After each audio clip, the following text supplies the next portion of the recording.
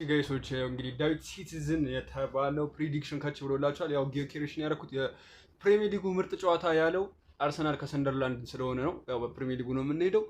ቶተንሃም ከማንቸስተር ዩናይትድ አይደለ? ፈርስት ሃፍ አንድ ጎል አለ። ፈርስት ሃፍ አንድ ጎል አለ ነው የምትሉት። እሺ ኤቨርተን ከፍሏም ኤቨርተን አንድ ጎል ያስቆጥራል። ዌስትሃም ከበርንሊ እነዚህ ናቸው። ለበርንሊ ወይ ደብል ቻንስ መስጠት ነው ወይ ዌስትሃም አንድ ጎል ያገባል ነው የምትሉት። ሰንደርላንድ ከአርሰናል በጨዋታው ላይ ሁለት ጎል አግብቶ አርሰናል ያሸንፋል ነው የምትሉት። ቼልሲ ከወልቭስ ለቼልሲ ደብል ቻንስ ትሰጡታላችሁ። ከፈለጋችሁ ደግሞ ያው ሃፍ ታይም አንድ ጎል አለ ማለት ትችላላችሁ። አስቶን ቪላ ከበርንማውዝ ይሄ ነው ከባድ ጨዋታ። ወይ ለበርንማውዝ ደብል ቻንስ ወይ በርንማውዝ ሁለት ጎል ያገባል ብቻውን።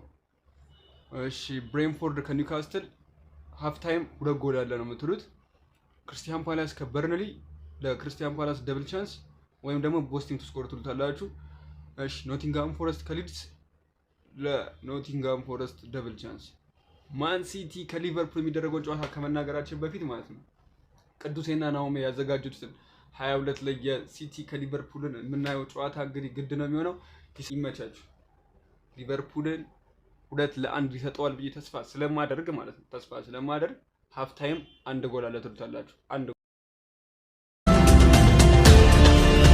ጋይሶች እንግዲህ ዳዊት ሲቲዝን የተባለው ፕሪዲክሽን ካች ብሎላችኋል። ያው ጊዮኬሬሽን ያደረኩት የፕሪሚየር ሊጉ ምርጥ ጨዋታ ያለው አርሰናል ከሰንደርላንድ ስለሆነ ነው። ያው በፕሪሚየር ሊጉ ነው የምንሄደው። ቶተንሃም ከማንቸስተር ዩናይትድ አይደለ? ፈርስት ሃፍ አንድ ጎል አለ። ፈርስት ሃፍ አንድ ጎል አለ ነው የምትሉት። እሺ ኤቨርተን ከፍሏም ኤቨርተን አንድ ጎል ያስቆጥራል።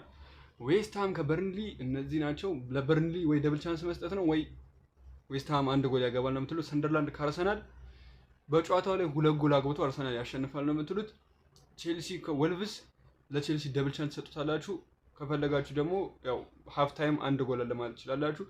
አስቶን ቪላ ከበርንማውዝ ይሄ ነው ከባድ ጨዋታ። ወይ ለበርንማውዝ ደብል ቻንስ ወይ በርንማውዝ ሁለት ጎል ያገባል ብቻውን። እሺ ብሬንፎርድ ከኒውካስትል ሃፍ ታይም ሁለት ጎል ያለ ነው የምትሉት። ክርስቲያን ፓላስ ከበርንሊ ለክርስቲያን ፓላስ ደብል ቻንስ ወይም ደግሞ ቦስቲንግ ቱ ስኮር ትሉታላችሁ።